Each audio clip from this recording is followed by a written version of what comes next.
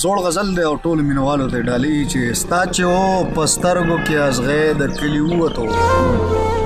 ستا چې و په سترګو کې ازغی د کلي ووتو ګرځه ښه ډاډه اوس لیونی د کلي ووتو او ستا د مخ شوخۍ ته هډو ټینګ نشو حصار نشو ستا د مخ شوخۍ ته هډو ټینګ نشو حصار نشو لاړلو پیکه پیکه سپرلی د کلي ووتو او دا د مغرب واګې قسم دی کرامني دا د مغرب واګې قسم دی کرامني کی یو ځلې که دا پښتون بچی د کلي ووتو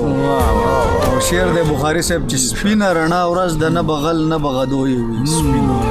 سپینه رڼا ورځ د نه بغل نه بغدوی وي خپل کسر خپل شو او پردی د کلي ووتو ستا د سپینو سپینو محلونو نظر ماتیلا ستا د سپینو سپینو محلونو نظر ماتیلا پورته شو د غوښو نه لوګی د کلي ووتو شعر د اخري شعر د ډېره مننه چې ښکاري چې د سترګو نه د هغه اثر وتی ښکاري چې د سترګو نه د هغه اثر وتی دی ستا نه چې عابد ګله ژوندی د کلي ووتو ستا نه چې عابد ګله ژوندی د کلي ووتو ستا چې و په سترګو کې ازغی د کلي ووتو